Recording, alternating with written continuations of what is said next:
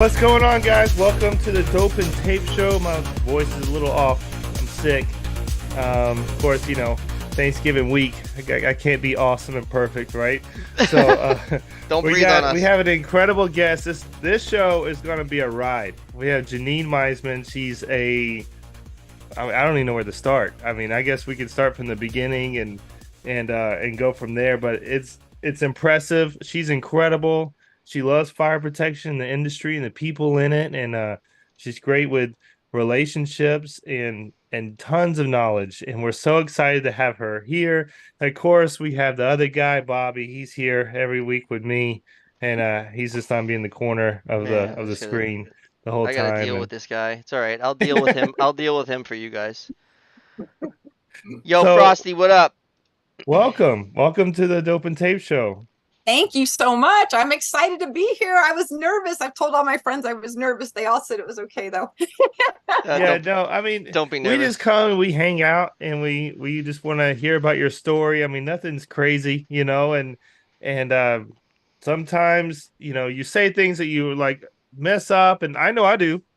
Sometimes my English gets all messed up and no one cares. Sometimes, every time. Every time I might like mumble a word or whatever. Well, I've been studying you guys. It's like the last week I've been watching your old shows, and I'm tell us about us.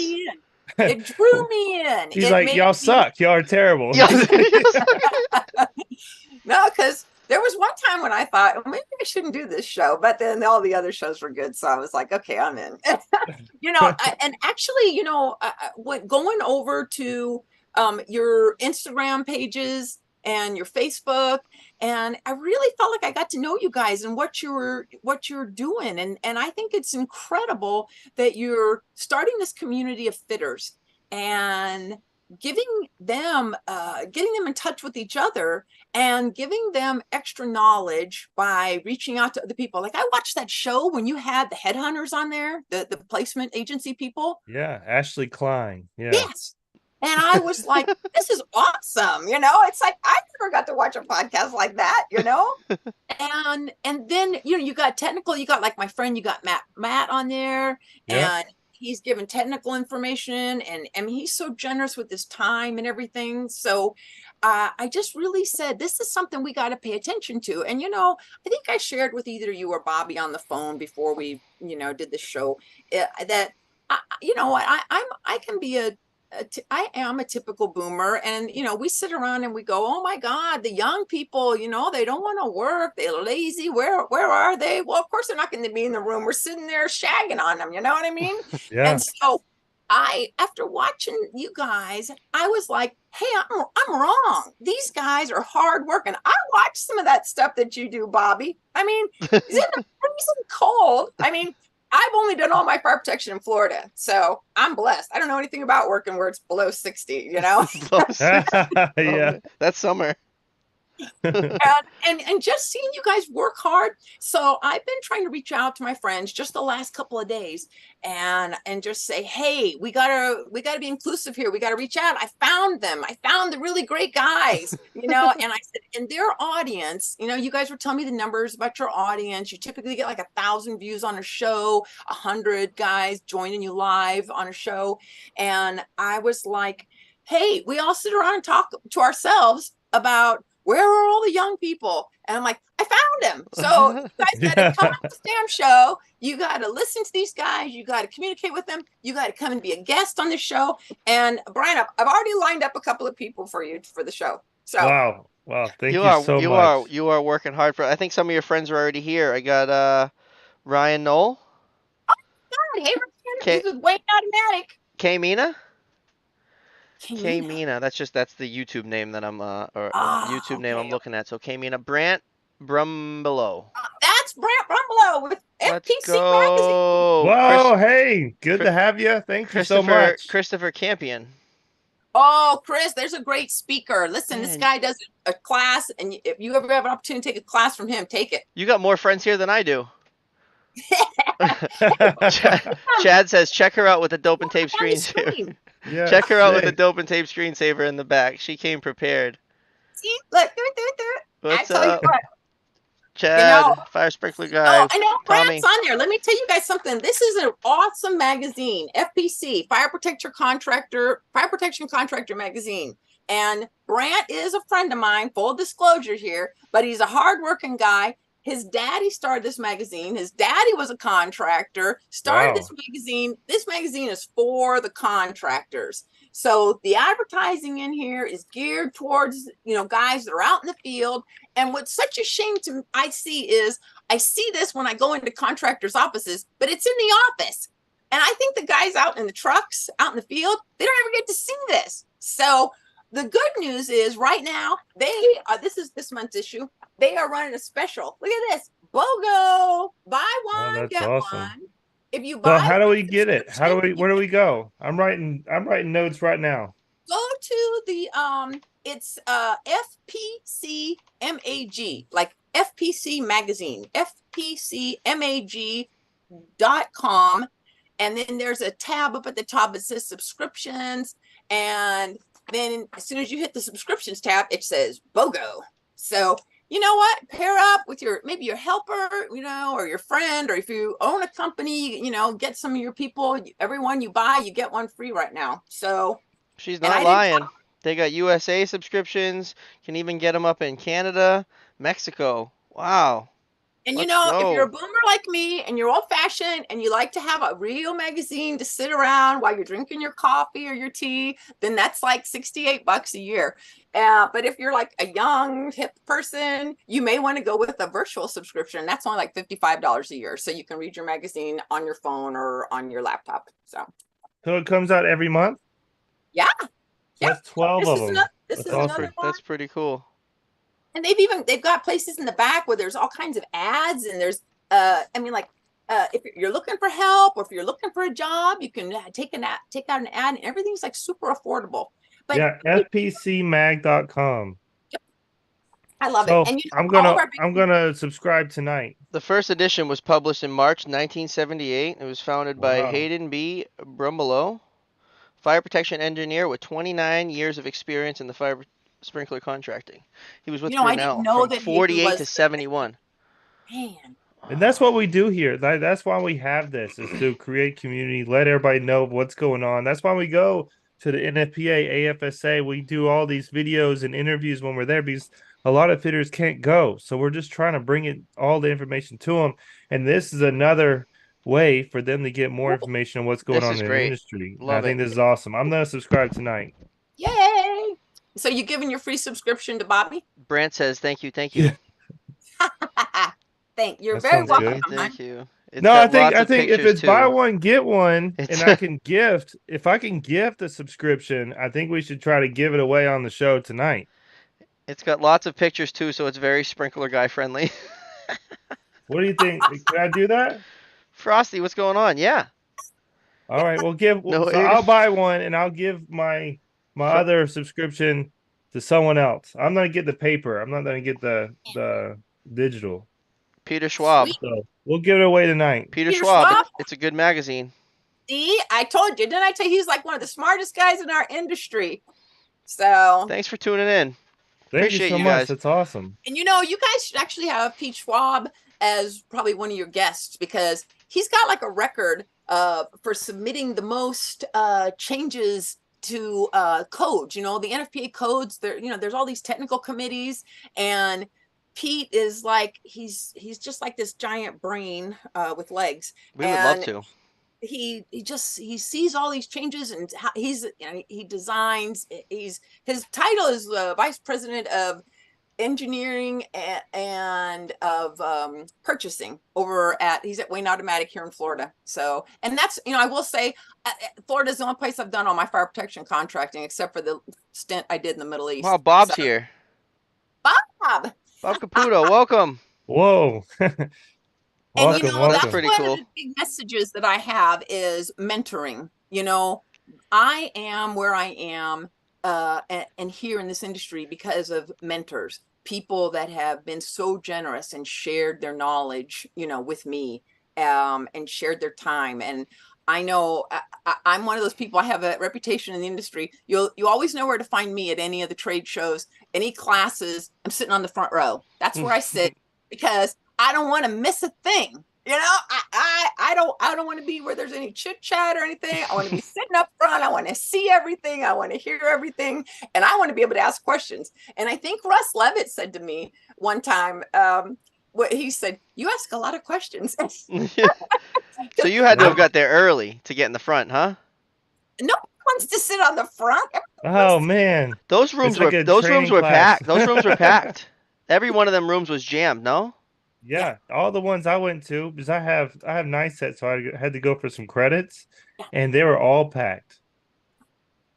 Now, is it typical that fitters, you guys are like NICEAD certified? You got, or is, I mean, I thought that was like only maybe like an inspector thing, kind of, or a designer thing. No, I think it's really good for anybody wanting to improve their career. It would just be like someone getting a college degree or getting a certification in their career. So I don't think it really has to be. Well, I would say that there's certifications, NICEAD certifications that are geared to any position in fire protection. It's not needed up in my area. The designers hold it. Ah, okay. See, like in the state of Florida, it's in order to do an NFPA 25, an ITM inspection, test, and maintenance inspection, you got to be NICEAD level 2 in inspection, test, and maintenance. And so when I started, you didn't have to have that, but it was coming. It was like legislation said it's coming. And so I got in before it was required, got my experience, tested. And back in the day when I was testing, you were carrying milk crates on a dolly full of code books and the waterworks books and everything. Yeah, I remember my dad doing that. Man, you really did bring all of your friends. I got Cheryl. Oh, hey Cheryl. You could say her last name. I might botch it. I got Joe Saffer. Yep. I got Sean Guthrie. Sean Guthrie. Now there's a smarty panties. That guy knows all about alarms. Hans Grabenhorst. Hans Grabenhorst. Man, see, I'm botching them all. Very sorry. You could do it, Bobby. Tammy Collins. Munson Fire in Jacksonville. She's got more friends in here than us, guys. Come on. Well, we got everybody. Please hit the like button. Thank you for joining us. Hit the subscribe button as well if you have not. Welcome to the Dope and Tape Show. We got to hear a little bit about you. Yeah. So, I brought some pictures, and awesome. Maybe you can just kind of fly through some of the pictures, and then, or you can ask me questions, whatever you want. Yeah, let's do that. Okay, so I'm doing this. Henry Fontana. Oh, Henry, he's a nice guy. It's okay. So everybody in the live chat, tons. If you want to ask questions, you just ask in the chat, and then we will try to read them. Sometimes they come pretty fast, and we answer the questions. If you could make that box the full view. All right. How's that? Perfect. Okay, so there's my little embarrassing photo. That's me and my mom and dad. And some random dog. When I was like 3 years old or 4 years old, I guess. So there we go. That's how I started in the sprinkler industry. No, my family was not in the industry. My dad was an engineer like 3 times over, worked in the computers and stuff. I modeled for a while. And so these are some of my headshots. I modeled in Atlanta, Brian. So very nice. Yeah, I did. So I've done modeling. Don't even get him started. Listen, we're talking about her, not you. I know, but I understand. So different, just sporting good places, or I got this one's in a dive shop. I don't even know if it's a scuba diving shop. Like I said, I went and did this shot, and then I ended up becoming an instructor. So in scuba, I loved scuba, and then I ended up going and working on the cruise ships.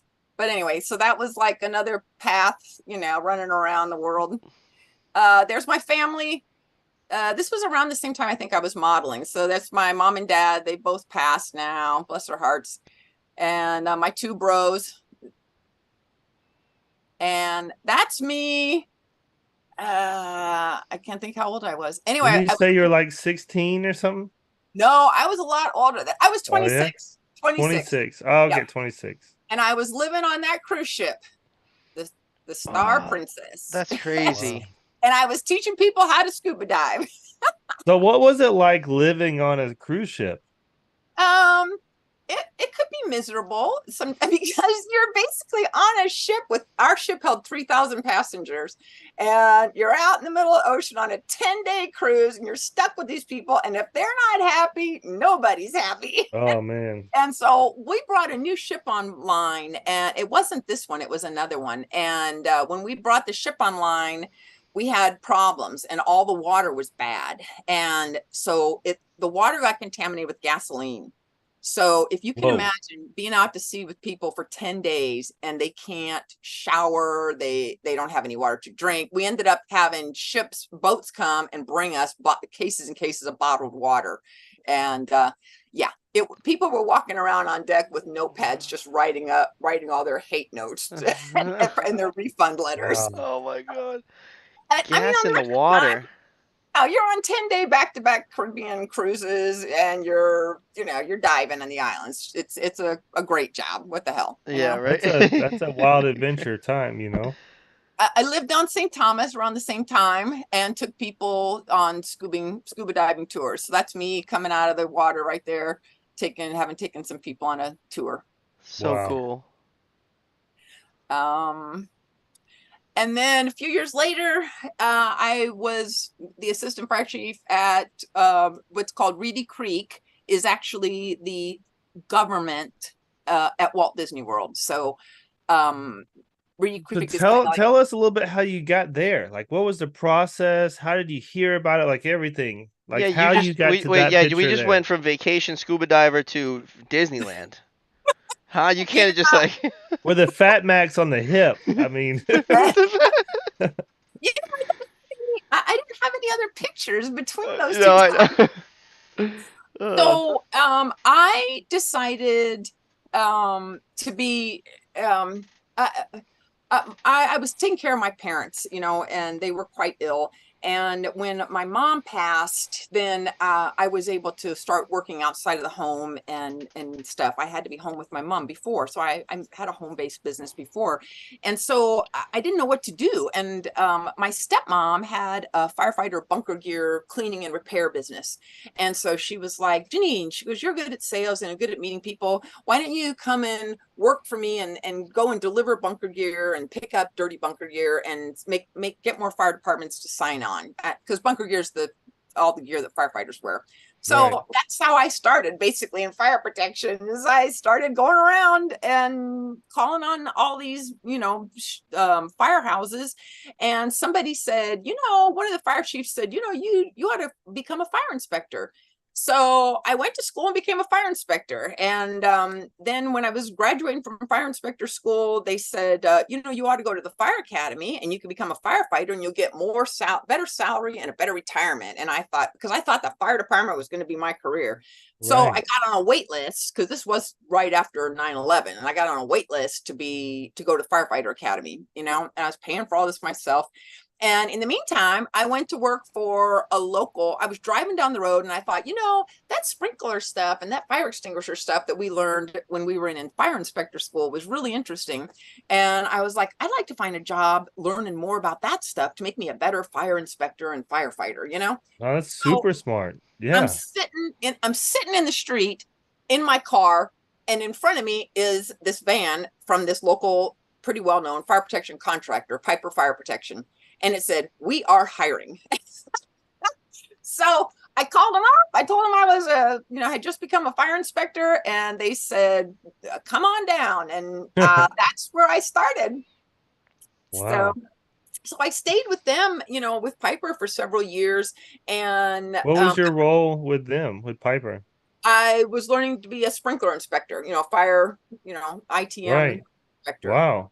And so I was a helper, and, I learned, after 2 years, then I tested and got my NICET. And then I was able to start, hanging my own tags and having my own truck, and, and that was it. I mean, I knew as soon as I was working for Piper that this was my true dream. This is truly what I'd never really done anything that I wanted to do for the rest of my life. And right. So you would say that you caught the passion that many of us have today, right then, when yes, you were there with Piper. yep, that was it. I loved having my truck and having my tool belt and my ladder, and I kept my Yeah, truck clean. that And feeling. Yeah. yep, and going every day to new job sites and Oh, training man, the it's the best. customers, teaching them about it and everything. So then in the meantime, I'm working for Piper, and I'm having to work. I've got my fire inspector certification, so you have to work part-time for the fire department as a volunteer in order to keep your certification going. So I'm volunteering, and then my number came up finally for Fire Academy after another year. So I went to Fire Academy, and I graduated Fire Academy. There were a lot of people don't make it through Fire Academy, and I was older, so I was nervous, I mean, because I'll tell you, when I started Fire Academy, when I graduated Fire Academy, I was 47, and I was the oldest female to graduate from the Tampa Fire Academy. And there I was in school with boys that were right out of high school, and when we had to do all the physical challenges and stuff, some of those boys were on the side of the track throwing up and puking because Oh man. they couldn't run, or they couldn't haul the hose or do the stuff. So that's I did that, and then I had to have like this dual career. So here I'm working full time at Piper, and then I went on to Simplex Grinnell again, doing ITM, and nice at doing ITM inspections. And then while I was working there, I think I was working at Grinnell when I went into the firehouse one night, because you have to do like 2 weekends a month, and I was doing my weekend, and one of the firefighters came in. And back in the day, the firefighters, they were not very friendly towards what I did. They did not like fire sprinklers, and they used to always give me a hard time, and I would get ostracized often because the one like the firefighter, he came in and he goes, "Hey, you need to go to the Reedy Creek website." He goes, "Because they're looking for somebody that does that shit that you do." And I was like, that shit that's putting us out of a job. That's what I always used to hear. Oh, there's the woman that's trying to put us out of a job. Yeah, yeah, I hear that a lot in the fireman community, the firefighter community. Yeah. And so I went, and they were looking for somebody that, could, that had their NICET, that had a fire protection contractor's license, but that was also a firefighter. And I mean, nobody had all that stuff. And so I just got lucky, and I got the job, and there I am in front of Cinderella's castle, living the dream. Wow. What a And there's amazing. me in my bunker gear, clearly not in a fire. I'm all clean and posing. So it's amazing. And this is me now. I'm having a new adventure. I think all of my friends have seen these pictures, but I decided in June or just before June, that I wanted to live in an RV and be mobile and be able to go wherever I wanted to go. So this is my monster. That's what I affectionately call her. This is my monster. She's 37 feet and like 11 feet wide, 12 feet tall. And that's I'm sitting here right now talking to y'all. wow. Look at that thing. That thing is sleek. That's a monster. That's a big yeah, girl. Sure. Beautiful, by the way. Yes. Yeah, I love Beautiful. her. She's so pretty. Gleaming. And look at this is Tom. Tom? Like 18 years I've had company vehicles, and so Right. with this, I'm working for Summit Fire Consulting right now, and so I get a car allowance. So I bought a car. And this is Tom. Tom was a World War II veteran, and he loved this car, and he died just last year. And Oh, I was wow. very lucky. This car had only like 18,000 miles on it, and it was a 2016. And Whoa. the original tires, the original battery, it had everything. But He rode it to church and home, That's it. he had his nurse drive him around in it because he couldn't drive. So Wow. there's Tom and my monster. Wow. And I installed these lights last night. Look, this American flag. Looks great. On here. So where do you generally park it? I am in the Titusville area right now, which is near Daytona Beach. And before October 1, I moved here. Prior to that, I was living over on the West Coast, on the Gulf, and I was living over in the Clearwater, Tampa Bay area. You just get up and go wherever you want. That's it. So you're gonna drive that thing to AFSA? No. No. Yeah. That's a far. AFSA will be in Colorado. Oh This Yeah. yeah. Oh, but I'm, and you could I'm have it outside at NFPA in Orlando in June. oh, I could do that. And because you know what my gas mileage is? It's like 5 miles to the gallon. So there we yeah, go. All it's right, like my yeah. So Jeep. we don't want to be going too far. So yeah, maybe you guys will get to see it this year. That's it. So I worked at Reedy Creek, and then my parents were my father was still alive, and I took care of him until he passed in 2015. And at that point, I was able to travel and more freely. And so I accepted a job with a great guy named Bill Koffel, who has owns Koffel Engineering, and they're up in the Northeast. And he wanted a subject matter expert in sprinkler systems to go to the Middle East and help, because the Qatari government was had decided to go with NFPA, and they wanted to set the example by having fire protection in their government buildings, and they were starting with their hospitals. So that was my assignment, was to go over and not use my license, but use my knowledge. And in the meantime, I had also gotten my CFPS certification, my Certified Fire Protection Specialist certification also. So Yeah. help So how was that? I'm looking That keeps at. coming up. Yeah, I know. I'm looking into it very seriously.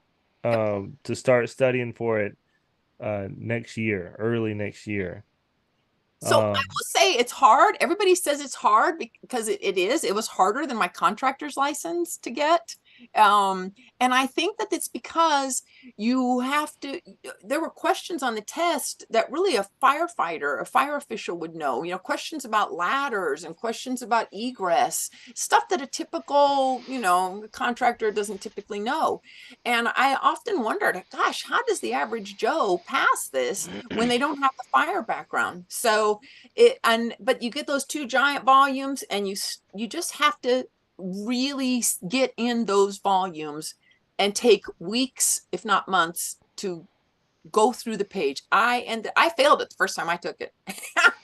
And you know what I say about failing tests? I say, you know what? The first That's time I good take the practice. test, I get to find out what's on the test, and then I'll go That's home right. and study, come back and take it and pass it. Right. So yeah, I'll tell you more about CFPS. I made some notes, but let me finish these pictures. Yeah. So my big thing about going to the Middle East, I just wanted to see some camels. That was my big thing. So I was driving in a taxi out in the middle of the desert, and I saw there was instead of a horse racing track, it was a camel racing track. What? I never thought that was a They thing. have camel racing, just like we have horse racing here. And there were camels. I could see camels out being walked by their keepers, like this guy is. So I asked the taxi driver if I could go there, and he took me there. And I was real scared, because you always hear the stories about them spitting. So that was my scared face there. Are they fast? Well, everything's relative. Yeah, they probably outrun you and me. I never thought that I would be YouTubing camels running, but I Yeah. am after this. But I've After never this, seen a I want to camel see a run. camel So race, man. as soon as this show's over, I'm gonna be Googling that. That's a picture of me on top of one of the roofs at one of the hospitals, someplace in Qatar, just doing assessments and just figuring out. And this is one of the local Qataris. He was actually the head of security at this hospital that I spent a lot of time working at. And he and I became, I don't want to say friends, but he was very fond of me. I really respected him a lot. And he looked out for me, because one day I did get run over by a car on purpose. It wasn't me on purpose, it was the driver. And this man defended me. So when you don't have a lot of rights, when you're over there as a non-Arab citizen. And I was treated very good, and it was a wonderful experience, and I am so glad that I went. It's a blessing, and I think about it every day. But anyway, this was that gentleman, and he looked out for me. That's awesome. And these are my engineers. So now typically your engineers will be from Egypt. So all these guys were my engineers and my designers. And this was me after working all day. And, who knows, it's probably 100 degrees. But this was the Qatari skyline in the background. Wow. Doha. It's a lot of buildings. That's something that we haven't really touched on is NFPA standards in other parts of the country, but there's not many, and a lot of them just kind of do whatever they do. They Oh, just like it would be only a, let's say, like an American hotel that would go through the standards because sure, it's like sure. insurance or something like that, but not actually. You don't hear a lot of countries taking on NFPA standards. Chad says a Yeah. That's camel pretty can reach interesting. speeds up to 40 miles an hour. 40? Wow. Thank you for Who that, said Chad. that? Chad. Oh. Chat quick with the Google. Quick, Chad. Thank you. Appreciate that. You're the best. That's the Cali commish right there. It was interesting the reaction that I got from women. And like this woman here, number one, it's just amazing. She's showing her face and she's allowing herself to be photographed. I was simply out by near the sidewalk. I was working outdoors on this job site this day, and I got near the sidewalk, and this woman, she had on a baseball cap and she had on big glass sunglasses and she had a veil over her face, and she called out to me, and I went to her and she said, I just wanted to speak to you. I wanted to meet you. She goes, I walk by here every day and I see you out here working. And she says, I just want to thank you. And I was like, oh, maybe she works here at the hospital and she's thanking me for putting fire protection in her hospital. And she was like, no, I don't work here. She says, I have a little business down the road. And she just said, I want to thank you for showing the men, the Arab men, that a woman can do a man's work. And she asked me to come to her home and have a meal with her. And, it was, I just asked her, I said, would it be all right if I had my picture taken with you? And she said, certainly. So I got one of the workers to come to run over and to take the picture. And so he was looking, he's not, she started taking her hat off and her glasses off and her veil off. And he was like really uncomfortable, and he was like looking the other way and trying to just hold the camera in our general direction and take our picture. And she said to him, no, you may look. And I saw that she had taken her veil off and everything, and she just wanted to have this picture of the two of us, and I just cherish it. But there were That is amazing. a lot of interesting conversations with women. Most of them took place in the ladies' room because that's where they could talk freely to me and stuff. But it was a very super interesting experience, and it's really certainly the highlight of my life, I would have to say. It's amazing. Women in fire protection, and then also show in the industry that there are women in fire protection, and there's women that are killing it like yourselves, is important to us at Dope and Tape, because a lot of times you don't see them. Like I've worked with one woman in the field my whole career, Wow. and she was doing extinguishers and not sprinklers. So Yeah. I would imagine that most people have experiences kind of like mine. They don't see the women in the field, Three. or I've worked having with you I've worked worked with directly three. with 3 female sprinkler four. They were fitters. Fitters apprentices. They're Yeah, good on them. And I will all tell you, fitters that's the now. one thing I've never done is I've never hung pipe. Now, I mean, I've done inspections and I've done some service work, but I've never hung pipe. So maybe I'll get a chance. Somebody will invite me to a job site here in Florida and let me help out so that I can say Yeah, Oh, we might I've be able to that set you've something done up it. with that. Yeah, so, I think that could be arranged. Yeah. But I was just we every time we meet someone like an amazing woman doing great things in the industry, we have them on, or at least we tried to have them on, and it's super important to us. It's that's Like, motivating. awesome. yeah, I've tried to tell women about, because I just think, man, you can make so much money in this field. And I just tell them, I go, if you don't want to work in the mall, and you like fresh air and you don't mind getting dirty, and, this is a great job. And of course, I don't get too many takers. So, Yeah. right. You can do but it. these were my fitters. There's my engineer in the yellow vest, but the rest of these guys were fitters for me. Out there. They also did some underground. These women, so I had to train. We have a product over there called aerosol, which is a type of, fire suppression. And I had to teach a class, and somebody took this picture and gave me a copy of it. So just kind of thought it was just interesting to, these were just people in the building, and I had to instruct them what would happen when the aerosol went off and how they would, need to evacuate, etc. Just kind of interesting. See, they're wearing their thobes and their clothes that Right. are Different. particular. They're Very not wearing different. shorts and a t-shirt there. And this is just a crosswalk sign. The mechanicals in the background look clean. Yeah, yeah, it's just clean. And well these are done. typically their parking garages are underground. They're really Okay. nice. That is nice. This is just me in one of the parks, and you always carry a scarf, even although I didn't have to. I chose the country. I said, I'll go to the UAE, Abu Dhabi, Dubai. I'll go to Qatar because those countries did not require a woman to cover up her head.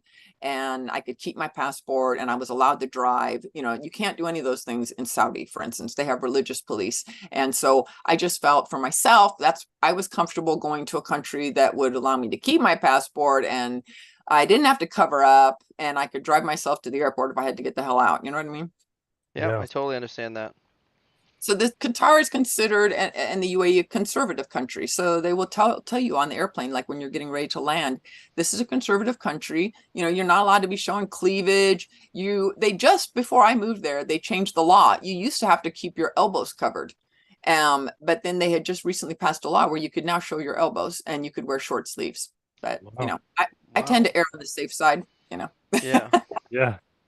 I went to the hairdresser while I was over there, and when I was walking up to the building that was the hairdresser, it was a house, and it had this sign that said "No men allowed" and "No children allowed." So men aren't allowed at the hair salon because women have their veils off, and the men are still, even although I don't have to cover up, the Arab women, Muslim women do, and men are, can't see their faces and so on. So that's why there was the sign, "No man allowed beyond this point." Interesting. Not quite sure why the children weren't allowed. Maybe it's just well, the women a day off. Keep them out. Yeah. Completely understand. These are the emir. We basically worked for the emir. That's the king, and he has a palace right downtown of Doha. And I had to drive by his palace every day to get to work. And one day we stopped a taxi, and these are his camels. And I was fortunate and got my picture taken with his camels. That's me again. Just the architecture. I mean, every place was just so cool looking. That looks great. It's beautiful. And now this gentleman was entertaining us at a dinner one night, and he started out with many layers of clothing, and he just kept he was always spinning. The guy, I can't even tell you, he must have spun 1,000 times, but there was this music playing and he was spinning and more clothes were coming off. I mean, he stayed totally clothed. I don't want, this was the end. In the end, he had an outfit on that was all lit up, and but it was just, I never seen anything like it. One time there was an award ceremony and I was invited to attend, and I found some local clothing, some Pakistan, a little outfit to wear that. And I love it. Was trying to dress in I always tried to be really respectful. And I think that's why I was successful over there and people liked me. There may even be some people on this call from the Middle East, because I still have a lot of people that I stay in touch with over there on LinkedIn. There's the Burj Khalifa, the tallest building in the world. I actually got to see it with my own eyes. What is it? I want to see the fire pump. 169 stories, I think. 2 or 3 like fire 7 pumps. of them. How many fire pumps are in that thing? Where are they at? Probably like 7, 8. It's gonna be I don't know. It's gonna be a mechanical room midway. All those little. But it's a beautiful. The bottom floor and the 2 basements are over 2 million square feet.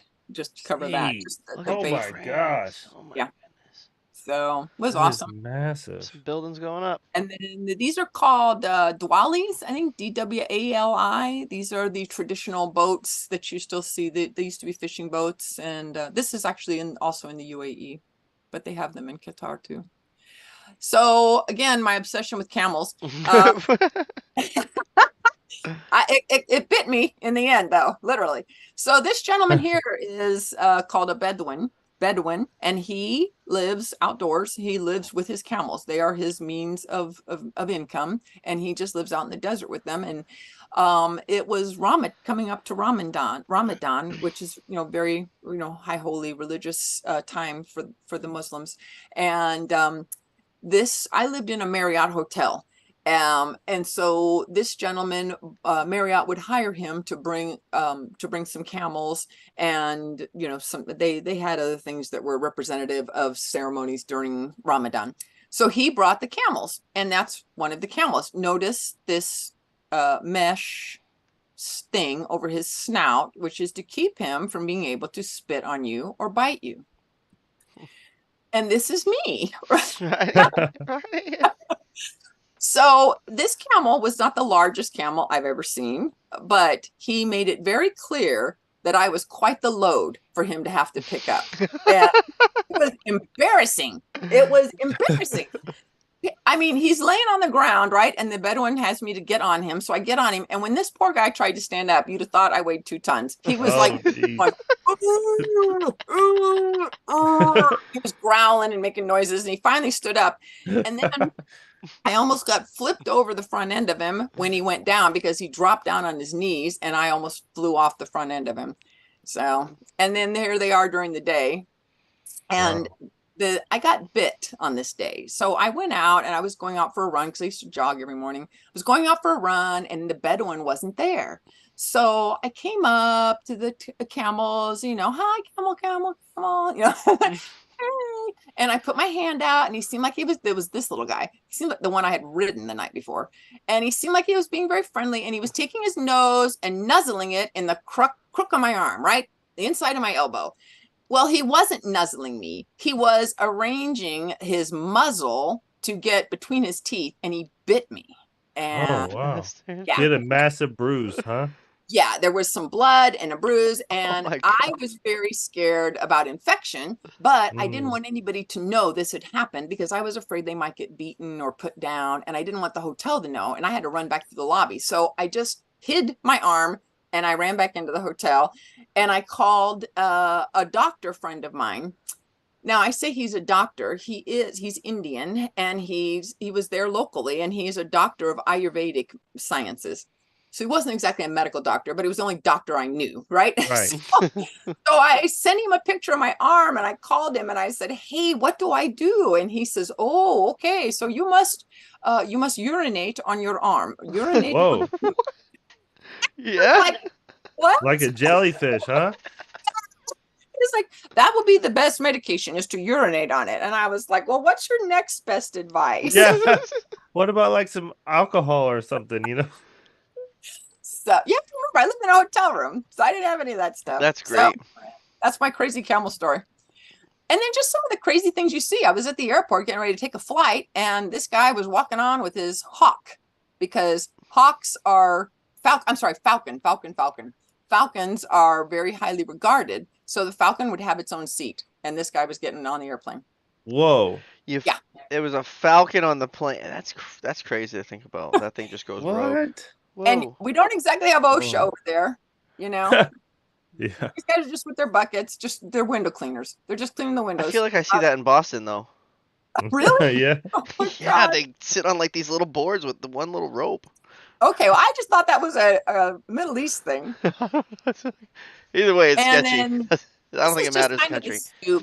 This is where we all used to hang out. I'd walk down to the souk. This is one of their high temples. And I would walk down to the souk, which is the market. And that's where everything happened. The entertainment, the food, the goats, the chickens, anything that was for sale, the jewelry, it all happened at the souk. So that's where we would go for entertainment every night. Now back in the industry. So this was just this month, I think. Like I said, I work for Summit Fire Consulting, and my job is as a consultant. The consultant, Brian had asked me about the consultant title. And so consultant title, I guess, with PEs and in engineering means that you have some technical knowledge, but I'm certainly not a PE by any stretch of the imagination. And so I take my technical knowledge, which is like, my CFPS, my NICE, my contractor, and my experience out in the field. And I call on, right now, I'm mostly calling on fire protection contractors because they need PE services, professional engineering services. And it varies certainly by state, but in our state, if you install a job with more than 50 heads, you have to get your drawings signed and stamped by a licensed PE. So that means that PE is going to take your shop drawings and review them, unless he's done them himself. You may just hire him and say, look, there's 5,000 heads in this high hazard. It's really be outside of my scope. And, you have a PE, we'll do the design work, and then, we'll seal the drawings. And so as a contractor, I can tell you what a really nice benefit of that service is, that you become the engineer of record. you have the liability. You have taken the liability off of that fire protection contractor. And that's a huge thing. You know, Florida is a very litigious state. And this is a picture of my little friend here. This is my BFF, Laurel Bush. I just love her to pieces. She's the executive director of the Florida Fire Sprinkler Association, which is the Florida branch of the NFSA. And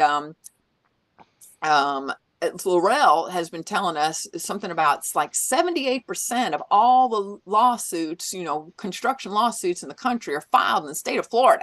Thank you, Morgan and Morgan. You know what I mean? Wow. So having a PE really, you know, who just sits there all day and studies the codes and the standards and the drawings, and he's got all this background, having him to review your work and take on that liability is pretty huge and pretty awesome. So we tried to do like the little twins picture here because clearly I'm tall. I'm 6 feet tall. So, and Laurel's just short on one end. So, but I 6 foot with heels. Yeah. Those are low heels, Brian.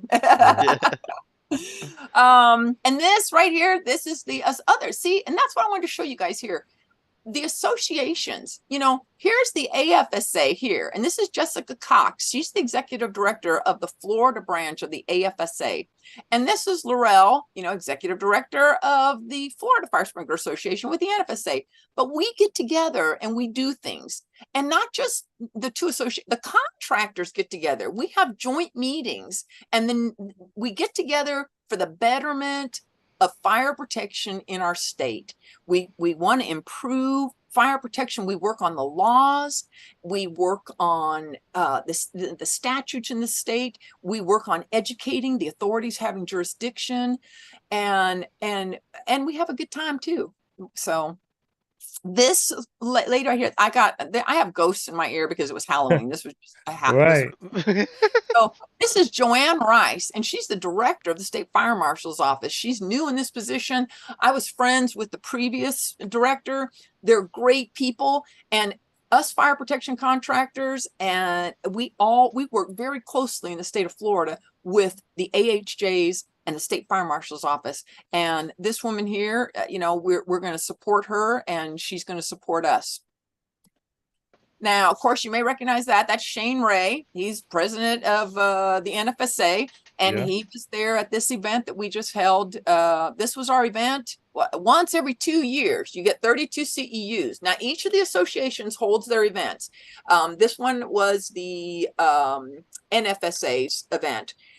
Put on by the Florida Fire Sprinkler Association. They get the best speakers and the great classes. And so we haven't been there yet.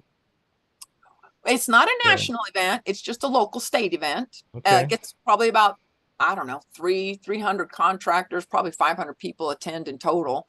You get some NICET guys will come get their CEUs because it's a great opportunity. We get 32 hours of CEUs. Wow. Oh, wow. So, you know, that's what it takes in the state of Florida. Every 2 years, we have to have 32 hours of CEUs to renew our contractor's license.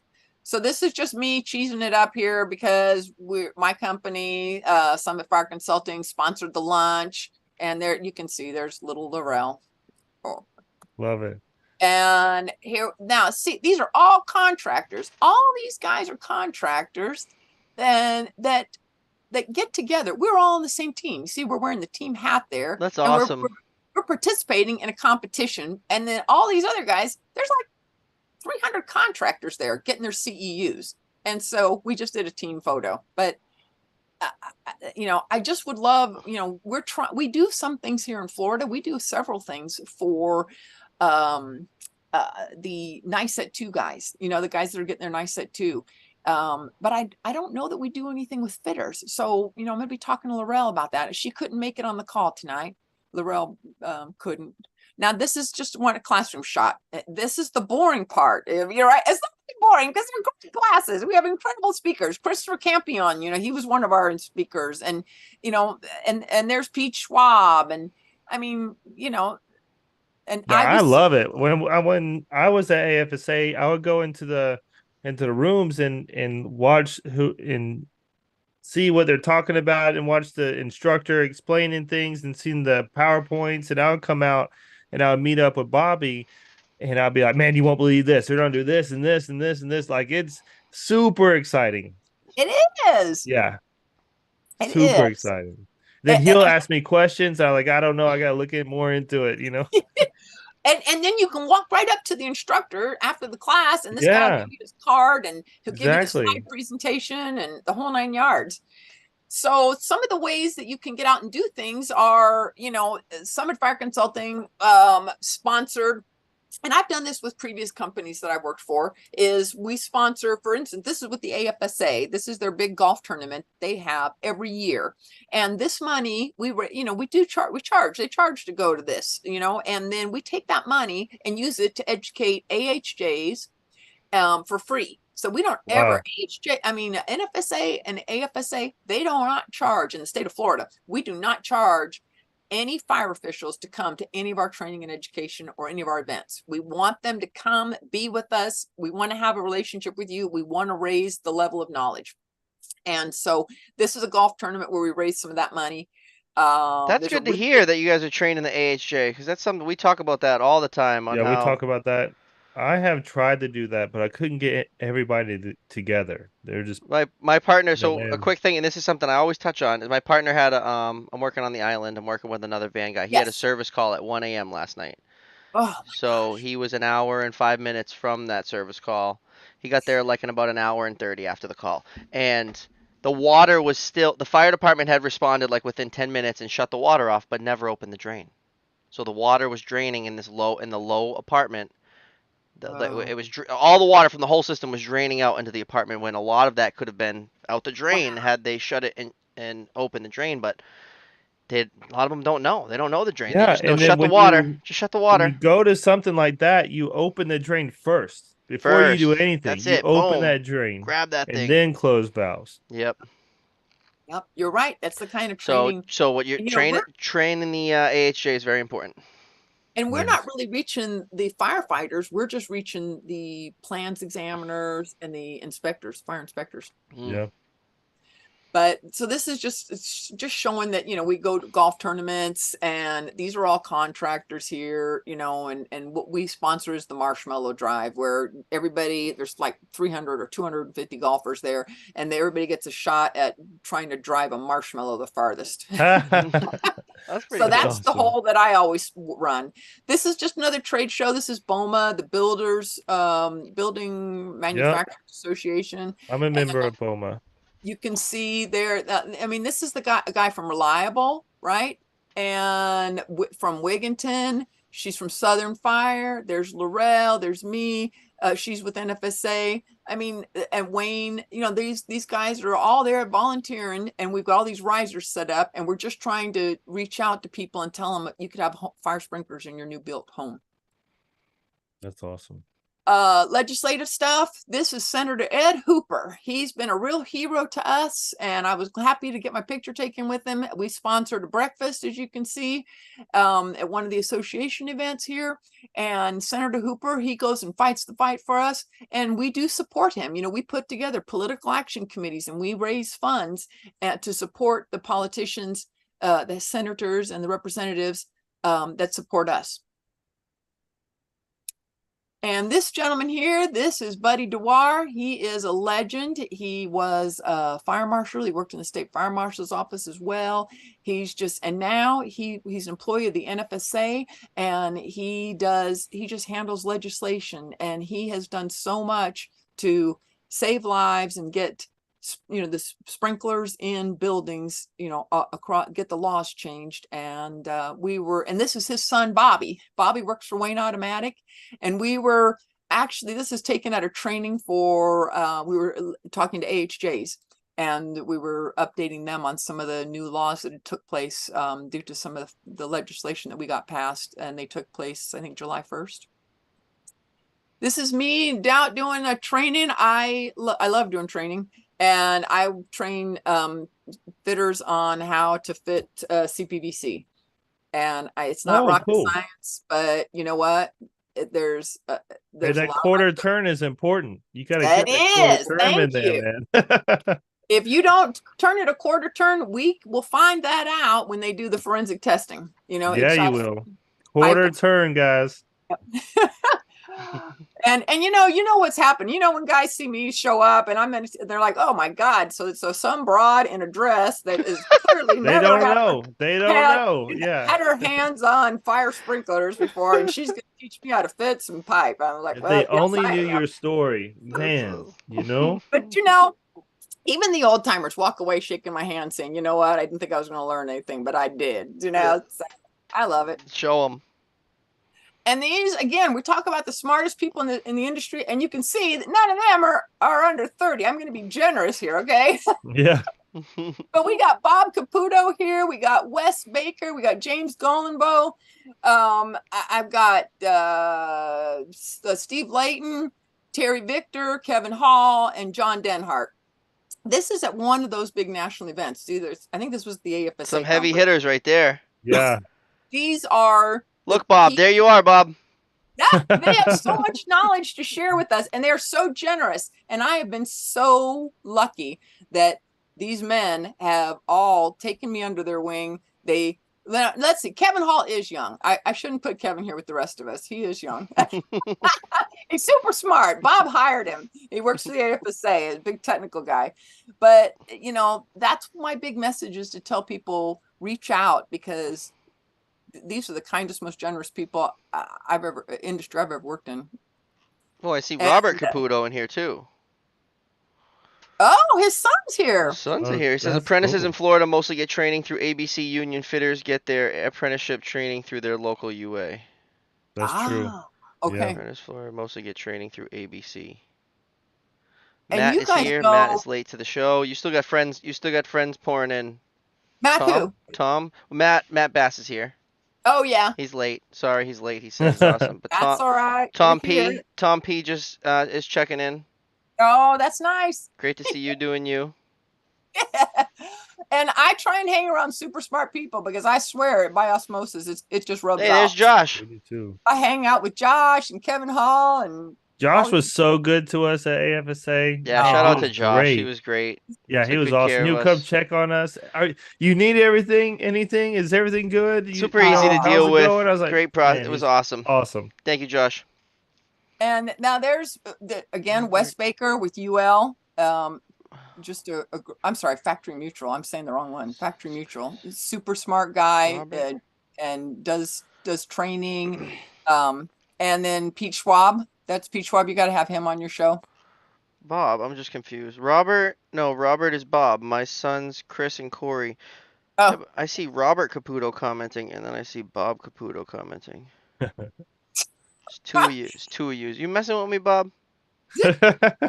This is Brant Rumbelow from FP Magazine. Dope and Tape got Tom Parrish and Bob Caputo in the chat. This is great. Yeah, isn't this crazy? This is really great. Parrish. Appreciate you guys. Thank you so Tom much for Parrish, watching. You know what? He's a great guy with Telgen. Works with Russ Levitt.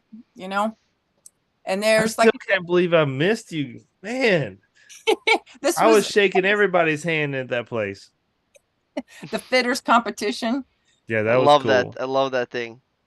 Yeah, and what else we got? These are just some of my customers. This is Swanson Fire. So Hans Grabenhorst, he works with Glenn and John Swanson. And there's Robbie Dawson from the NFPA. He's the regional director for the NFPA. And you know, we golf a lot. I love to golf. So any of you guys want to golf, hit me up when you come to town. I've never golfed. Let's go. Oh. So I do enjoy golfing as well. So I'll probably hit you just up went golfing for the first time. Don't you lie live on the air. Hey, I'm very athletic. I catch up on things fast, man. Fast. Athletic. You want to play golf too? I'll play golf. Yeah, I mean, if that's where everybody's at, I'll play some golf. Let's go. You know, and we have these conferences where you don't have to be good. Can I drive the cart? Yes. Yeah. And they have all. So you have one really good person on your team, right? He hits the ball really well. You just pick up your ball, put it next to his, you hit it, and then he hits his, and then you pick up your ball and you just so it works well. And this, of course, is my friend Russ Levitt. I just love him to pieces. He's been a tremendous mentor. He was my first instructor ever when I started in this industry almost 19 years ago. He taught a class that I was fortunate enough, and I went up to him and I asked a lot of questions, and I asked him if I could have his business card, and I just never quit calling him. Here we are, 19 years later. I'm still calling him up, and he's still being my BFF. So him and Bob have been a blessing. And there's Speak of the Devil. There's Bob. He says he's got 2 YouTube accounts. You better subscribe on both of them, Bob. Yeah. You know, that's something that we do not talk about enough. And I don't think people, well, in the field, you got problems, but you got the older fitters that kind of gatekeep secrets. But as far as like finding a great mentor in fire protection in the field, I mean, sometimes it's super hard. It's very hard. And That's something we're trying to do. Out there, you know? Yeah. If you need a mentor, Brian's your guy. Brian will be your mentor. Don't call Bobby. Don't. Yeah. But Bob, He'll tell you to go get doing some all crackers those and posts get on out of here. Instagram, and he's teaching people how to do things, and I was so blown away and impressed by what I saw on Instagram from Bobby. Thank you. I appreciate that. I'm trying to just share what I'm doing. Well, you almost have like 11,000 followers, right? I did Wow. I had a post that I made like strategically, and it worked. It's flawless, and it's got like 7,000 comments. Because you gotta entice them to comment. That's the thing. To go viral on Instagram, you need comments. So what are you gonna comment? Well, I asked them what trade. I just made a post. What trade are you in? And everybody that's in a trade, doesn't matter if you're in fire protection or any trade, people are passionate about what they do. So people want to comment their trade. It's almost like when you say, like, where are you from? Where are you born and raised? Everyone's willing to tell you where they're from. You know, they kind of want to represent their hometown or whatever. So that's just a little trick. Wow. So just again, here's another one. All the smart guys again, you know, wow. That's up there, and they get on these table panels. To be at. Oh, look, this is Bill Koffel. So that's the gentleman that gave me my break to go to the Middle East. There's Matt Klaus. I want to get him on your show for you. That'd be cool. Get Russ. Oh, John Denhart. Oh my God. Do you remember? Did you meet John when you were there? We talked to John. And I believe he's with his kids at AFSA. He is the bomb, and he does very cool. Great class. He's funny as all get out, and he's super smart. Yeah, we were joking around over at the Arco booth. I'm just showing you guys these tables. This is what I do. I set up tables. I put out product. I talk to people. Of course, now my product is, PEs and PE services. Right. So I don't have to haul around a bunch of heavy stuff anymore. Thank God. That's good. It's awesome. And ending on this note here, this is we were at AFSA in San Antonio, and like I said, these guys got my heart, so they got my back. All right, now am I back on the screen there? We're back. There we go. You're good. You're getting good. Welcome back. You're better than Brian. You're better than Brian. So I just I wanted to get the things out to you guys. Was like, maybe I know it's like really hard, fitters are, they don't have the opportunity. I mean, I'm trying to think, and I'll talk to you guys offline and stuff, but we got to figure out how to get, I'd love to see more fitters at things so that they see what's available to them, and I think things like the magazine and I would like to see the contractors allow, fitters and inspectors to come to events also. I mean, I know it's expensive. Well, I think there's a lot of holes. You see a lot of office people at the AFSA and NFPA, right? You see the design team and the salesmen, but you don't see the fitters. Well, one of the reasons, there's several holes for going back to like training. The union, they train their guys. They have a full system that works. Private companies, they don't. Basically, you learn from the guy that you're in the field. Some may, but most don't. Let's say a large majority. And like AFSA offers, they offer training. An apprenticeship program and so on. And a lot of we have a lot of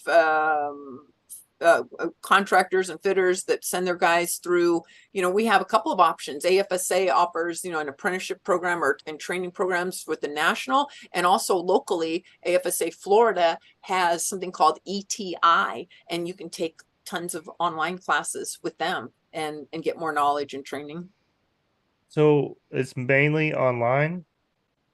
I think the ETI is a mix, but I think it's mainly online, and I could be Okay. speaking wrong. If Jessica in the chat, So Jessica Cox, because she would be Tom, she's super if you want smart. to do a broadcast, I think Tom Parrish is inviting us to Phoenix. Bob says Tom Parrish is the fire alarm king. And then Tom says, "Thanks, Bob. I had to attend. She gave me a personal invite, and I blew off Bass, so I had to Oh, be here for her.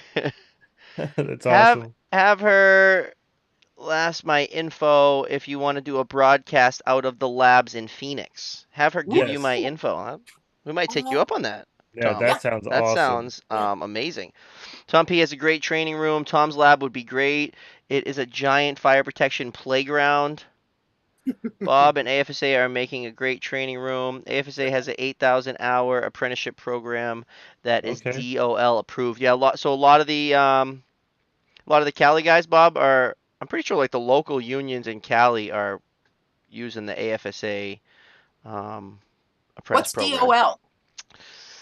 I don't know. Department of Labor. Department of Labor. Yeah, maybe So DOL we need to approved. get this information more out to the contracting companies, especially the private contracting companies, the non-unions, as for options, and then If have it affordable options. And then I think there needs to be more. For example, here in Georgia, I could hire my 14-year-old son and give him a wrench and said, "Hey, you're a foreman now. Go." yeah, have Like fun. it's fully within, The supply you house is know. here. Yeah. Supply house is here. I'll send you a list. You Department don't of really have Labor. to know what you're doing. Just go. All right. You're not to go and do inspections at apartments. All Yeah, right. so This is a maybe we flow can switch, this is a control valve. maybe Go, collectively we can you all know? work together and formulate some kind of list of all the spots that you could go and get training. And then maybe somehow get that to employers, even if they didn't send everybody, but maybe they send their top couple guys out to Yeah, get You but know what have training I'll tell you options is there. Yeah, I and I had trickle agree. down.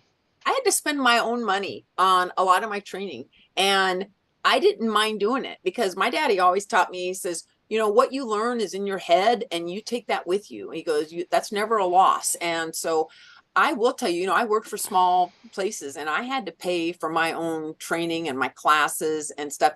And, you know, that's so I will say that, you know, I've run across a lot of guys as I've come up in the field, and they're like, if my boss isn't paying for it, I'm not taking it. And We so, talk about that a lot. A And lot.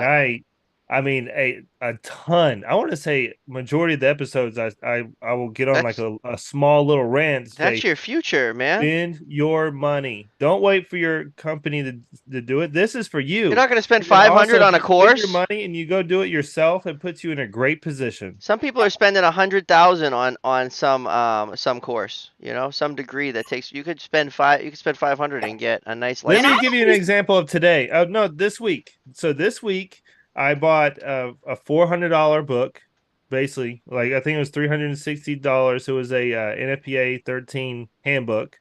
So I bought that, my own money, Not cheap. and then I paid for my own recertification for my backflow license. I didn't talk to my company. Boom. It's yeah, my stuff. You're yeah, furthering your yeah, knowledge. yeah. And I used to buy good tools too. You know, Oh I mean, yeah, yeah. Harbor Freight has its place, but I mean, that's not where I'm getting my pipe wrench and stuff, you No. know? And it's definitely not where you're getting your fat max either. No, but so yeah, you know, getting the guys, getting the training, getting the guys on the field, getting and I tell you, this community of people, they're so kind and generous and smart, and they want. We've all been looking for how we can. We're always looking how can we better the industry. And I think this outreach, I think this is just the start today. You've seen a lot of guys on the chat, and you know there's just gonna be more support. We'll get these people come on your show. Um, Fire Protection Contractor Magazine, training, association involvement, you know, AFSA. And I have some actually for you, Bobby. My friend Joanne at NFSA, she sent me some contact information to give to you because she said that the local Boston chapter for the NFSA is super active, and you know, they do a lot of things. So So how do people get involved in that? I'm Because like interested. yeah, because like with me now, and I think most fitters, like that doesn't even seem like a possibility. Is You it? know, the rate, the membership, typically, like in Florida, the contractor will pay some sort of a membership. They pay to belong. I think that the AFSA and the NFSA, they have different requirements about, you need to be like a national member, and then you can be a local member. I'm not quite sure how it all works, you know, with the different associations and certainly in different states, but it's usually very doable. I mean, you may pay, you may not have to pay at all, because your branch, your office, your fire protection contractor probably has a membership. And if he doesn't, maybe for I know, like here, a couple $100 can get you your local membership, and you can participate in the local things, which means like you can go to the golf events and so on. And I don't think that you always have to have a membership to go and participate in. It's a higher price you'd have to pay just to go to a training. There'd be a training. Like we have trucks that travel around with, like Reliable has a truck, and Viking has a truck, and and they have all kinds of pumps and valves and risers Right. on these, and they do live demonstrations. So we're getting ready to do some of those, like here in Florida. So I think probably the best thing is, like, That's I what we need for forward sure. you some of these brochures, that my Florida people give me, and I can talk to the people at, the national, and say, hey, how can we get these events and messages out, nationwide. No, So I definitely association agree. membership, I would tell you, I wouldn't be where I am if it wasn't for us, the mentors and the associations, and then certifications. We talked about NICET, NFPA, CFPS. CFPS is really hard, but and mostly it's really hard because you got those two thick volumes of the two of those darn books, and you can't just be like, you have to really read. What I ended up doing when I failed it the first time, then I sat down and I looked at every single page of both of those volumes, and I didn't read every word, but I wanted to kind of get a feel for, this is where you're going to find this kind of stuff. When they're asking this kind of question, I'm going to go here for valves. I'm going to go here for hose stuff, and so it's just really a matter of taking, and they have prep classes. Prep class maybe costs a couple $100. Go to a prep class. There's also some online questions that you can take. I think they don't even cost anything. And then I wanted to say technical committee membership. Get involved with the committees. You don't have to be on a technical committee. Technical committees are weighted, so there's so many manufacturers and so many fire protection contractors and so many AHJs, so that not one area of interest is driving the codes and standards. Like manufacturers, if all the sprinkler codes were ruled by the manufacturers, we'd have sprinklers everywhere, right? I mean, it wouldn't Yeah. be Right. quite balanced and fair, Yeah. So they weigh it out so that you kind of have people that are in there arguing. And when I first got on my first technical committee, it was when I got my contractor's license, so back in 2013. And I just thought, all I wanted, I just applied and I just prayed I could get on one. I just thought, if I could just be in a room with all those super smart people, I just won't say a word. I'll just listen and learn, So, Yeah. I don't know. As far as challenges, I was looking at my notes and you said, what were my challenges? And I never had a challenge because I'm a girl, and I never had any sexual harassment. This is probably the first industry I've been in where no one's ever sexually harassed me. It's always just been respect and generosity helping me out. I love to Um, hear I that. love hearing that. We heard That's a that. We heard that from another female that like there's more sexual harassment in an office than there is on a job site. yeah, yeah. yeah. Um, and Good job. that's it. Good job to the tradesmen. I like that. Good job, guys. Keep it real. For sure. Yeah, so the So, CFPS, that's man, Man, I want we that. should study together. I want to take that Let's on. go for Yeah. it. Let's go for it. Yeah. I'll do the prep So class. I'm Tom's gonna get saying my that he level knows a guy 3. that teaches the prep class, and Matt Bass said that he got it because all the heavy hitters at that table have it. I want it. you know what? I will say, if those are things that will forward your career, I will tell you that being on a technical committee advanced my career. If I had not been on the technical committees, I never probably would have met Bill Koffel and been offered to go to work in the Middle East, which is, really the crown jewel in my Yeah, that's career. so cool going over there. That's So I would incredible. say and you don't have to. Pete can talk about technical committees a lot. If you get Pete Schwab on here, you don't have to be on the committee if to make a difference. You can find errors in the code book and things that you say, this doesn't make sense. I'm out here turning the wrench. I see how it's supposed to work. Why are they telling you to do it this Yeah. way? And so you submit, you go online. They've made it real easy. You can go online, make a submission, and when you make that submission, they have to address it, and you're going to see the results back. So we'll get somebody on that will walk you through that process better. I do And want to know the reasoning behind two codes. And I don't expect you to answer anything like that, but it was in the new version, and as soon as the new version was released, immediate like fire came out of these two codes that were adopted. So one is you have to test by flowing water on the flow switch, the water flow switch, and then the next 2 years you can use your finger to actuate it. Then the third year you would flow water again. Like, a lot of people do not agree with that. I don't agree with that. I think you should flow water every year. And I want to know the reasoning behind that. The second one is the code about the sprinkler heads, where the inspector is basically the one that says if it's good or not, instead of solid, um I guess, like if it's painted or if there's any oh, If it's obstructions or anything loaded, like that. it's up to the fitter to know if Right. it's loaded or not. Yeah, so how does that written? I gotta find it. I'll pull it up. Yeah. Um, so I think it's the wrong way to go. Yeah, that is a tough one. and this would be a great show, is have code questions, and probably somebody like Schwab or Yeah. Well, one of the things that we do not want to do on the Dope and Tape show is put someone and on the spot, which could possibly be negative. We want this show to be a very positive and inviting show that's very easy to come on and hang out with. And the last thing we want to do is have like some kind of talk show, like TV talk show, where we just hit them with hard questions. Like, we don't want any part of that.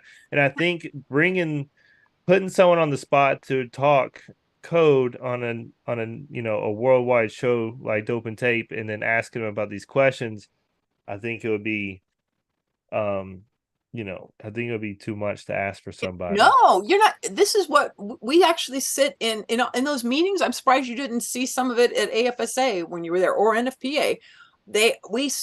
You'll get in the room and people will talk and debate codes and learn from it. So this is totally in line with what any of these guys would do. Yeah, it comes down to well, when contractor owners, which I've seen, and I think many people seen, especially as an inspector, where the owner of the company or the manager of the company is telling you to do something that's against morals and against code, and then now you have a code that could be in that possible gray area, instead of being able to stand close to a code and say, hey, no, it says this. Yep. Yep. Bob is saying that you can never test a flow switch by manipulating it by hand. Excuse me. Well, then I misread it, because I believe it was changed in NFPA 25. I remember we Um, talked about this. the new one. Yeah, we knew this. It's in the code book. And it's just like if you were how it's written is just like if the fire pump has a meter, I'm as kicking in you'll myself in the flow ass right now too first because I year. had a screenshot of that. Like, where did it go? Yeah, you would flow the pump first year. The next two, you will use the meter. Of course, technically, you're supposed to calibrate the flow meter every year, but that never gets done. And then the inspectors end That's up on a doing. closed system, right? Where they have the big loop. That's right. That's right. And then you have the big gauge. It looks like a Yeah. backflow gauge, and then they'll flow. But no one ever. I don't know if I've ever even seen a meter that has been, um, recalibrated every year. Right. But inspectors do it because it's easy. Inspectors do it because it saves time. even if it's not, um, even if it's not recalibrated. So it could give you, if it's sometimes if they give you a reading that's, close, you're like, okay, that's good, that's it. But it could not be, because I would imagine it. I mean, I don't see it given the same numbers from flowing water versus a closed loop. I don't see how that's even really possible. But I definitely never think that you should test a flow switch with with your finger, but that's how it's interpreted Supposed to be done in the function, the position of function, or the how it would normally function in a real scenario. So, by the way, guys, we are working on getting NFPA link. I finished that this week, getting us kind of set up. So NFPA is working on getting us access to the link, and we're gonna be able to reference it on the show, which this would be perfect for, yeah. Oh, that'd be great. Oh, Bob says we can get you a panel of guys, and you can do Ask the Expert series. That just like I was showing you those pictures. I love that. That would be amazing. That would be incredible. We'll start collecting questions now. Yeah, because I feel bad like putting one person on the spot and having that one person speak as in fact, and I feel like that's don't feel unfair. Bad. Don't feel bad, Brian. NFPA link is great. Use it almost every day. Yeah, because nobody knows everything. So if we get a bunch of people, then we'll definitely be able to answer. Then we can debate. And so now instead of calling them super smart, we're gonna have to call them wicked smart. Wicked smart. Wicked smart. We do ours in the lab every year. Tom, you keep talking about this lab. I might have to see Where's it at? You gotta at least send us some videos. There are automated flow means to test, but not by hand. All right, so we're gonna have to have Brian reread that whole code book. We gotta find it because where are you guys going the problem next? is I was not the only person that interpreted that. No, I remember we talked about it on one of the shows. On the show, and we also had comments like, "Whoa, I didn't know that." And then it was brought to my attention as well. So it could be maybe I think wording. It said like you could simulate every other year or something. No, you could simulate flow every 2 year or every second year. Or I don't know. Flow water every third year. Someone send it in. We got a late running show tonight because it's a special one. Yeah. Jeannene Meisman, CFPS, was also featured in FPC's April 2022 edition. That's it. Oh, yeah. Awesome. I think they put the photo of you at Disneyland, they were saying, right? There was a lot of comments I couldn't read because we were just having such a great time. Yes, they did do that. That was nice. That is so cool. They did. It was like a 2-page spread about, I think it was for women in the industry. About you. So someone sent me a picture of that. DM me on Instagram a photo of I've got it. Hang on a minute. Come on. Yeah, you're gonna have to take a picture of that and send it over. In my collection of FPC. So I can read it. So it was in this issue. April 2022. Oh my God. Oh, here he is.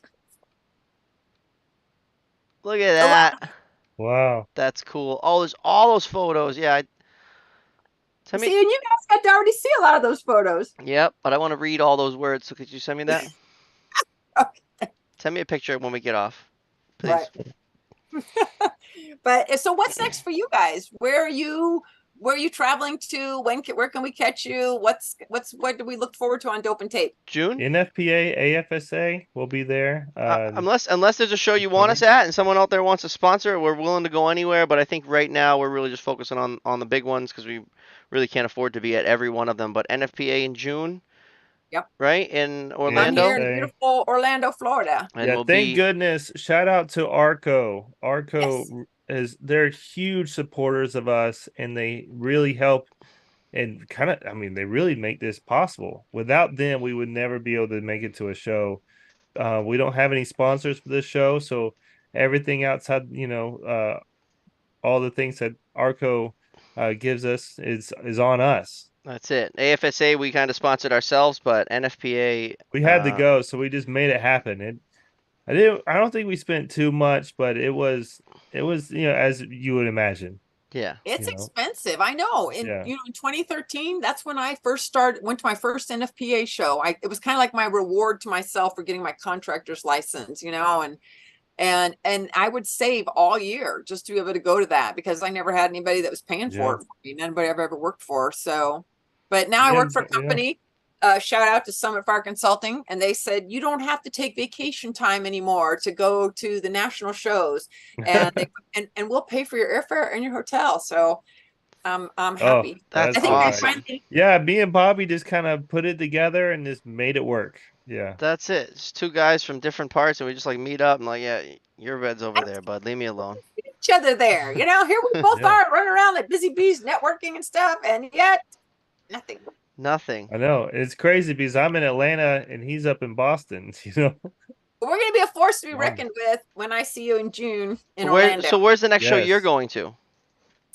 Well, I go to shows, local shows, local events all the time down here. Yeah. I'm trying to think, what's the next thing we got? It's the next big one. At the end, the next big one is for the Florida Fire Sprinkler Association, and that's at the end of February. It's the last week in February going into March. And they are again offering 32 hours of CEUs for contractors. So the way it works in Florida is every other year, we have to get our 32 hours to renew our contractor's license. And of course, the ITM guys have to get CPDs to renew their NICET too. So this is the year, June of next year is when our licenses, we have to have all our CUs in. So each of the associations, AFSA and FFSA, they have classes right up towards June, and so to get all those CEUs. So I'm going to the next one is going to be at the end of March, and that's for the Florida Fire Sprinkler Association. And then Jessica has some things scheduled. Also, we're going to be doing some stuff in South Florida, I think, as well. So yeah, Wow. there's always a golf tournament. There's always we've got legislative stuff coming up also in January. So in January, that's our legislative session. So all of our senators and representatives and people that we've been calling on, so we call on them throughout the year locally, and then they get in session and they have to go to Tallahassee, which is our capital. And that's when they all go and start voting on the bills and stuff. And so we get a chance, we go as a group, the fire sprinkler people, and we get an audience with the representatives and to kind of plead our cases and say, okay, where are you voting? Where you stand on this? Do you need some education on why we're pursuing, sprinklers for high rises or whatever the event may be? We just passed some legislation recently that says that our authorities having jurisdictions have to speed up the process, and they can't be waiting. We can't be waiting 3 months, sometimes to get a permit approved, So we just passed a significant legislation, and also legislation that affects insurance as well, and so on. So, that's the next thing coming up for me. Also, it'd be that in January, and then in December we've got a board meeting for the AFSA Florida, and we're going on a dinner cruise. So You stay busy. I'll be posting on LinkedIn. Yeah, you stay busy. Timothy LaRose? Oh, that's my boss. He says, Oh, Jeannene is shout a out to the boss. great representative of Summit Fire Consulting. Thank you for all you do for us, Jeannene. Thank you. I think I hit the job and boss lottery this time around. It's about time, right? Awesome. I mean, Then Tom A says good leader makes a humongous difference. Tom says that she's an industry supporter no matter who she's working for. Just a genuine person. Oh, We definitely see that for Yeah, sure. I agree great. with that. Yeah, passionate. Great talker too. You're good. You're great for the show. We'll have to have you back. Okay, Oh yeah, I hope this I is didn't not talk gonna be the too last much. time. No, you didn't talk too much. But Okay. just like you're good at talking, and I like that.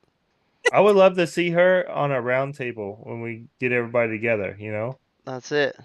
Panel of well, you'll have to be on our panel of experts. Yeah, for sure. Yeah. I'll be there to support everybody. Yeah. We'll have you there. Make sure everybody stays in line. That's Yeah. right. He'd We be got the to get mama Russ of the Levitt show. in. Russ still wasn't able to make it on the call today, but Russ is the chairman of the NFPA, And he was, like I said, he was my first trainer, and I know he wanted to be here, but he's tied up. So, Well, but replays stay on YouTube forever. You can watch it anytime you want. hey, and you know what I'd like to say to all of your, people, I mean, my people already know this, but any of your fitters and your audience, if you need anything, I'm on LinkedIn, and you guys know how to get a hold of me. So, reach out if I can help. Or put you in contact with, I've had a lot of people recently asking me, about CFPS and testing for that and stuff. And, I would love, I'm always happy to take a call or do a text or an email and just help out. And again, we'll get some information for your folks about these associations. And like I said, Joanne at NFSA already gave me a link for you so that you can join up in your local Boston group. And so she said that she didn't think that there was a real strong group down by you, Brian. Sorry. There's not. No. Yeah, don't worry about him. Unfortunately. Yeah.